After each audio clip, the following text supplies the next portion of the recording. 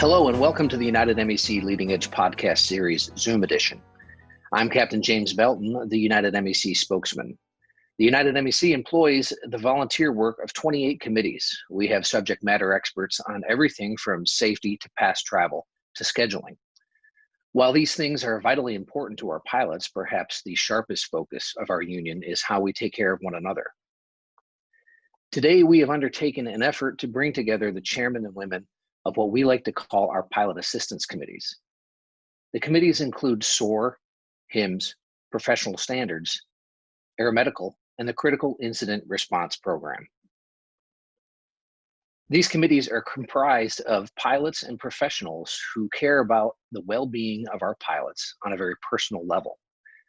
During this leading edge, we will have the chance to gain insight into how these committees not only stand alone, but work well together. Captain Lynn Tatum is a 767 captain in Dulles, and she leads the Soar committee. Bill Licht is a 787 captain in Newark and chairs the Professional Standards Committee. First Officer Travis Ludwig flies a 757 in Dulles and heads up the Aeromedical Committee. Captain Margaret Hendrix flies a 777 in Chicago and is the chair of the HIMSS Committee, while Captain John McFadden is an A320 captain in Chicago and is the vice chair of the Critical Incident Response Program. Lynn, I'd like to start with you, as your committee can really spill over into the others. Can you tell us about SOAR and how that may relate to what our folks do? Thanks, Jim. SOAR is a peer support program, and it's a safe place for our pilots to turn to when their stress levels are overwhelming or they want to have a confidential discussion about a mental health concern. Basically, pilots can call our hotline and talk confidentially to a trained line pilot, just one of the peers. These peers understand our lifestyle, all our company expectations, the stress associated with just our normal job and anything that's non-normal in our pilot's day. Pilots are like everyone else, Jim. Tragedies happen to us, difficult situations hit our families. And when this happens, it's hard to recall all our resources. We have a lot of them. Pilots by nature are not good at self-assessing.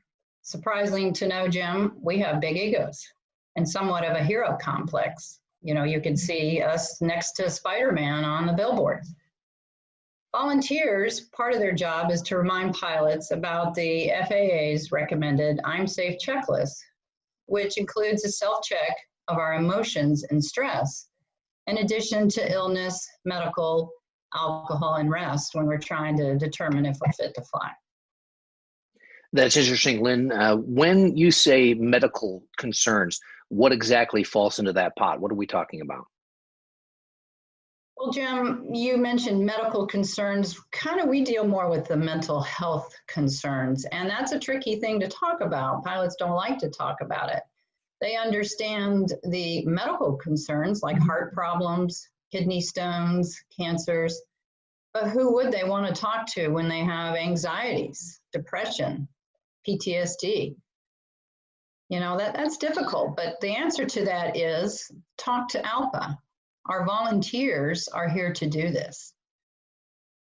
Okay, so we can talk to SOAR volunteers about this. How do the volunteers help, and how confidential is this? Well, Jim, confidentiality, that's the key to our program.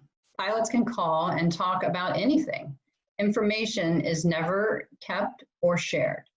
Our volunteers are trained to listen, and they know what's acceptable, and they're knowledgeable on the FAA's policies of flying with and reporting any mental health diagnosable conditions. Volunteers are also really good to advise on LTD or any kind of long-term disability that they might, need to take. Additionally, one of our most common areas that we help with is connecting pilots to a pilot-savvy counselor and a mental health professional. So basically, Jim, our volunteers are here to help pilots find the best resources to help themselves and their families. That's great, Lynn. Our pilots are certainly well taken care of. They reach out to with their personal issues. Now, I wonder if a pilot has an issue with another crew member, where would they go for help with that issue? Well, Jim, we'll take any call and we'll always listen to a pilot's concerns. SOAR often works along with ProStans as a resource when a pilot's behavior is known to involve work and any kind of life stressors. But Captain Bill Licht and his committee of professional standards team, they're the go-to squad when it comes to dealing with any kind of contentious relationships between crew members. Bill, welcome aboard the Leading Edge. Like Lynn, I'm sure you're seeing that the crisis is bringing the stress level to a boil. Can you relate to what you do on a daily basis and how you help our pilots? Yes, I can, Jim. Professional standards are the keepers of the ALPA Code of Ethics, which tell us how to behave on and off the property, both ethically and professionally. We are experts in conflict resolution, both in conflicts in the cockpit and between pilots and other working groups. We understand the expectations of the FAA through the FAR's company via the flight manual, flight operations manual, world operations manual, and the working together guidelines, and ALPA via the ALPA Code of Ethics and Conduct. We explain these expectations to those who become involved with our committee and the potential ramifications for not meeting those expectations. We work with many other ALPA committees, such as the pilot assistance committees here today on this podcast, and other committees, training, jump seat, and a myriad of other ALPA committees. When an issue arises, we may ask a personal question to ascertain if the behaviors exhibited might be caused by an external stressor. If an external stressor is brought to our attention, we will redirect to the appropriate ALPA committee, such as Lynn's SOAR committee. Cases are brought to our attention via PDRs, pilots, other employee groups, LEC officers, MEC officers, and management. If a case comes to us through management, we are required to get back to management with a successful or unsuccessful resolution. If unsuccessful, it will become a management issue for the pilots involved. Other groups that we have a great working relationship with, their professional standards committees are dispatch and AFA. The Union First campaign is a great example of committees directing their employees to their professional standards committees instead of management as their first choice. You may have seen the luggage tags for Union First out on the line. We communicate to the pilot group via MEC announcements. These announcements are formulated via trending issues out on the line. There are approximately 60 professional standards reps across the system. These reps are made up of highly trained individuals, trained in the area of conflict resolution. You can find the contact information of your professional standards representatives via the PDR drop-down menu under professional standards, as well as the MEC webpage under committee members, Jim. That's fascinating, Bill. Does the flight office prefer that ALPA handle these issues before they get involved? And like Lynn with SOAR, I imagine that you guys are confidential. Can you talk to that? Jim, the flight offices most definitely prefer issues handled at the lowest possible level. We are confidential, neutral, and do not keep any written records. And we are fortunate to have a letter of agreement in our collective bargaining agreement that tasks management to use professional standards to resolve issues at the lowest possible level. So yes, management would much prefer that professional standards handle these cases. Okay, I imagine there are issues that start out as behavioral issues, but are caused by a dependency problem. Margaret, your committee deals with dependency issues. Can you give us an overview? What is HIMSS? How does that set itself apart from the other pilot assistance committees? Sure, Jim. HIMSS is also a peer support program comprised of dedicated individuals who volunteer their time and effort to make the program work for the benefit of the pilot, his or her family, and the company. Each of the team members has the knowledge and understanding to deal with problems of substance abuse in a compassionate, professional, and confidential manner. What are some of the reasons a pilot might talk to a HIMSS volunteer? Drinking at home, causing some family issues, drinking on layovers, causing work issues, positive TOT, a DUI, to name the most common. And just to put a point in here, not all DUIs lead to entry into the HIMSS program. A DUI must be reported to the company and the FAA, but it is the BAC level or the blood alcohol content level that may determine what direction the pilot must go. A BAC level above a 0.15, for example, will require a psychiatric evaluation by a HIMSS-trained psychiatrist. Does the HIMSS differ from what a SOAR volunteer can do for you? HIMSS is a substance abuse dependence treatment program specific to commercial pilots. It is an industry-wide effort in which pilots, managers, healthcare professionals, and the FAA work together to preserve careers and enhance air safety. The pilot is guided through the process by HIMSS-trained professionals and peers throughout their treatment, recovery, and return to the cockpit. Margaret, does a dependency issue affect a pilot's medical? A pilot in HIMSS will return to work with a special issuance medical, just like any other pilot with a medical condition requiring monitoring. Travis, you head up Aeromedical, and things have got to be quite crazy lately with the COVID issues, stress, and medical extensions. You've got to be extremely busy. Can you talk to us a little bit about that? Yeah, Jim, we have been extremely busy. Normally, the Aeromedical Committee deals with pilots with medical questions dealing with return to work or the normal sick process. Everyone in my committee is a line pilot, and they may or may not be trained as a medical professional. However, we don't actually give any medical advice. We have some great union doctors that do that. Those doctors, also known as the ALPA Aeromedical Office, or AMAS, can be reached Monday through Friday, 8:30 to 4 at 303-431-4435. It was on the slide earlier. They're all former AMEs that have chosen to give up their license, although they do still stay current so that they can talk confidentially to our union brothers and sisters. What has changed now with the coronavirus? Can you talk some about that? I'm sure it's very stressful. Yeah, it's been a lot of change. The speed of information and the data that we've received has been changing so fast. Obviously, pilots are concerned about their health just as well as we are in ALPA. We've seen an exponential increase in the PDRs in questions related for COVID. And that's given us a lot of great data to show the company where they need to work harder to comply with some of the CDC recommendations. And I'm glad to say United is listening. The Central Air Safety Committee and Aeromedical has teamed up for a few of the recent safety risk analysis dealing with coronavirus. So it's been a great example of how our union's been able to pull in different SMEs to produce the best outcome from our pilots. It's truly a new era. Suppose a pilot calls in the aftermath of an incident at work, say a severe turbulence encounter, and he complains about difficulty of sleeping. Are you going to help him out with that in Aeromedical? So we'll talk to him a little bit about the sleeping issue, point to the doctors and do that. But we've got a great relationship with our critical incident response program there. And I would send him over there since it's a work related. And I think John would love to talk about that. That's a great segue, Travis, to our next committee. The Critical Incident Response Program is headed up by John McFadden. John can give us a quick a quick overview of that CIRP committee. Thanks, Jim. First, thanks for all the effort that you and the folks in COM are putting forth. I know you've been crazy busy. I'm also really grateful and honored to work with a lot of my fellow PA leaders here.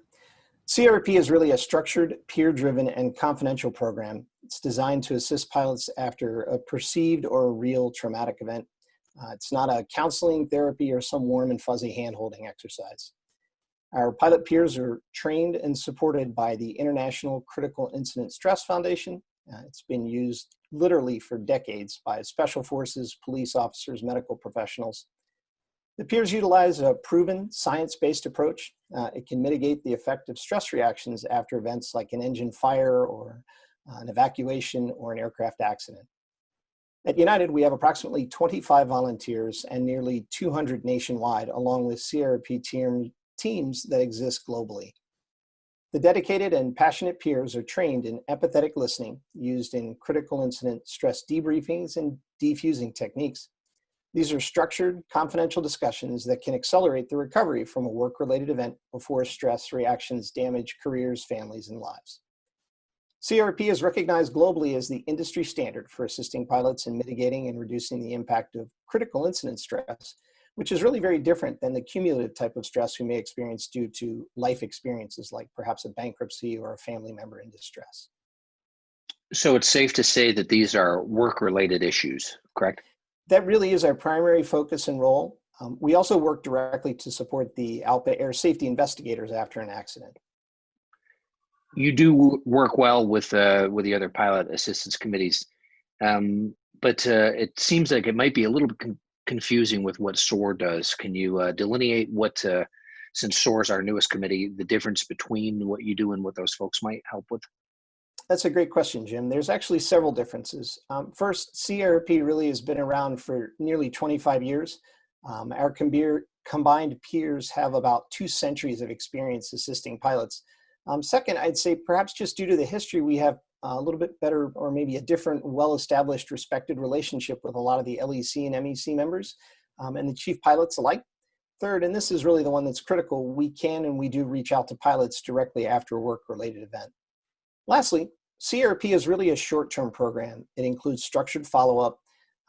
Participation is entirely voluntary. All of our interactions are confidential, and we don't keep any written records, nor do we ever provide any feedback to the LEC or management. Our discussions with pilots focus on non-operational concerns. And much like the other committees, at the end of the day, it really is all about helping the pilot regardless of our specialized training or committee position.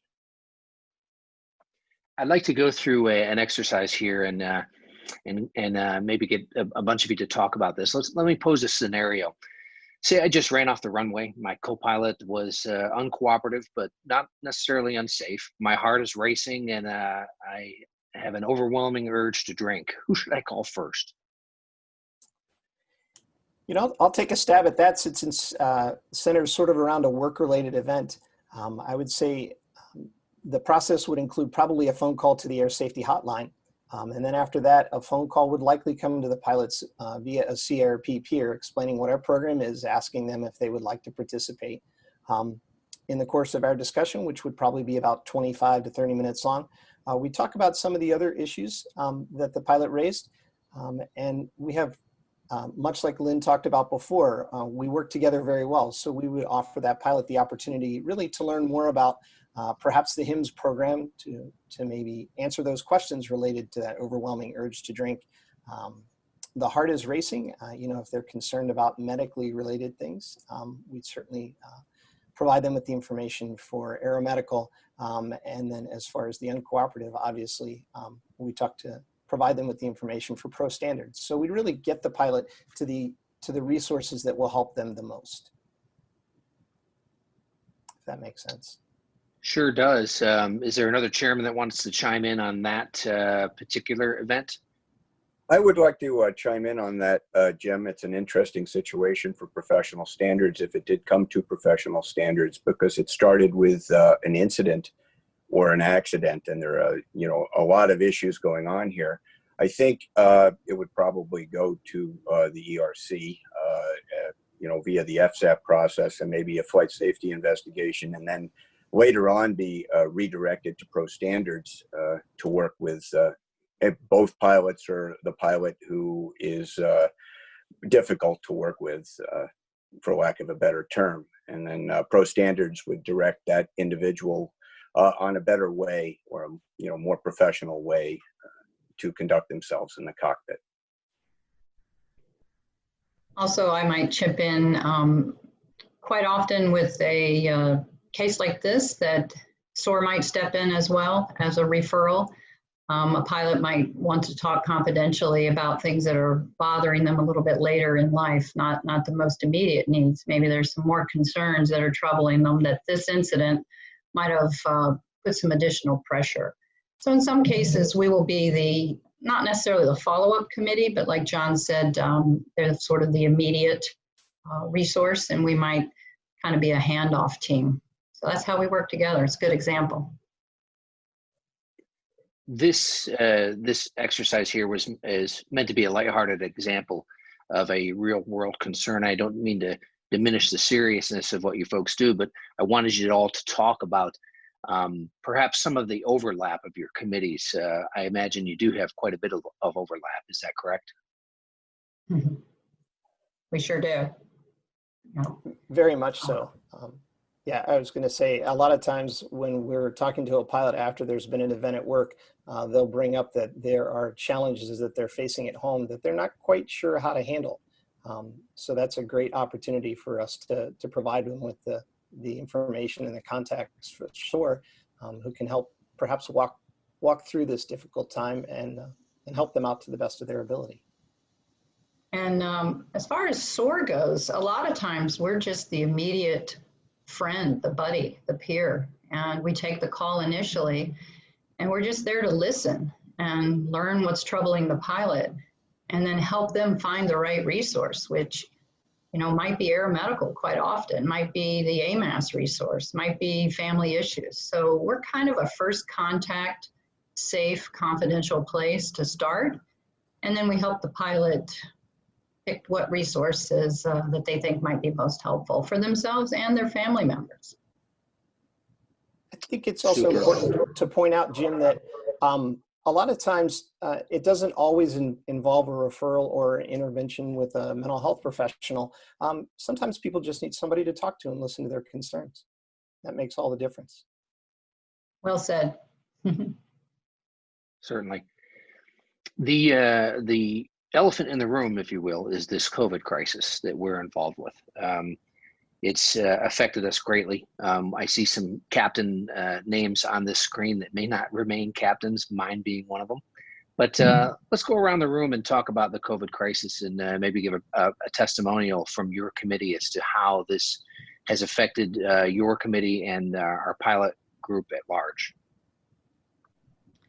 Well, I'll start, Jim. Certainly we've had an increase in calls, and that's good because we want people to feel comfortable calling us and talking about their concerns. As Travis mentioned, people have health concerns. They're worried about themselves getting COVID, but kind of more often we're seeing they're worried about the fact that they're taking care of a family member and what's their boss going to think if they choose not to go to work because maybe they're not sick, but they're worried about their family members. So we have people that are worried about a variety of things. And then you add the additional stress to the unknown and the uncertainty of the industry out there. It's putting a lot of pressure on people. So maybe they've had some family issues they were just barely struggling with to hold it together, and now you add all this extra stress. It's sometimes more than they can handle alone, and that's why we're glad they're calling us. Jim, Bill from Professional Standards, I'd like to dovetail on what Lynn said. We're seeing one of the biggest issues right now is the mask issue, creating conflicts. Pilots, like many different of our working groups have different feelings about the mask and the wearing of the mask, but the mask is required by United and by the port authorities around the country, and there are state regulations. And we're directing our pilots to make sure that they are following the directives of the company, the state, port authorities, and also be extra sensitive to the needs and the concerns of their fellow coworkers because of all the things that Lynn had said, the uncertainties, of the health ramifications of getting COVID. So we're just trying to get our pilots to understand the importance of following these guidelines and the potentials for getting in trouble for not following them. Travis, would you like to jump in on medical issues concerning COVID? Yeah, absolutely. Thanks. It's with the information changing so fast, the Aeromedical Committee has definitely been reading up and trying to keep up with all of the changing and understanding that what a stress this causes to our pilots. And so, we've been extra cautious and extra on alert and listening. So if we hear those stressors, that we might hand it off to one of our other PA committees to work well. We all are trained in our own swim lanes, but we like to see it more as a beach where we each know a little bit about the other ones and know when to send them to the different committees. Okay. Margaret, have you seen an increase in any dependency issues or calls to your committee lately? No, lately we really haven't. To use your last scenario, and with all the stress that's going on now, often a traumatic event or stressful times, people will turn to alcohol. I need a drink right now. But that doesn't necessarily mean that they have an alcohol problem. Unfortunately for some, there comes a time when turning to alcohol or drugs for relief doesn't work. It could increase their problems, and it may be beyond their control. An incident work may help those who have had or are having trouble with alcohol or drugs come to the realization that they have a problem, an aha moment, so to speak. So far, though, like I said, during these very emotional and stressful times, HIMSS has not seen an increase in pilots asking for help. I feel many are turning and reaching out to a family or friends or one of our other pilot assistance groups for support. But if they should find themselves relying on alcohol or drugs to cope with life, unable to stop using on their own, we are here to help guide them through the recovery process. Hey, John, perhaps you'd like to talk a little bit about, I know we're all under stress, and we certainly don't want another incident, but stress-related incidents can happen. What are you seeing from your end? So really, Jim, I think much of the education part of our discussion following a critical incident really can be applied to the situation we're currently in. Some of the things that others have found very useful or helpful after an incident are really to try to maintain a routine. I know that's tough in today's environment. Really, probably one of the most important things is to focus on the areas that you have some control or influence over and ensure that you have friends or family members that you can talk to and confide in. We also convey that really roller coaster emotions, those are normal responses in normal people to really a highly fluid and abnormal situation. And I think just being available is huge, actually. That's what we've learned. Well understood. The COM committee has been extremely busy since the onset of this crisis, so I fully identify with what you're all going through. It is important for our pilots to know what their dues money is being spent upon. Our pilots need to know where to turn when they have a problem. They may not be able to handle these problems on their own, so this is very important for us. This podcast was produced to let our pilots know what ALPA can do for them. If you'd like to know more about pilot assistance, please reach out to any of the committees here. Professionally trained fellow pilots and staff are standing by to help. If you'd like to volunteer your time to work with one of the committees, please contact ALPA and get involved. Thank you for watching the Leading Edge podcast, and on behalf of Lynn, Bill, Travis, Margaret, and John, and the entire MEC, fly safe and stay healthy. I'm James Belton.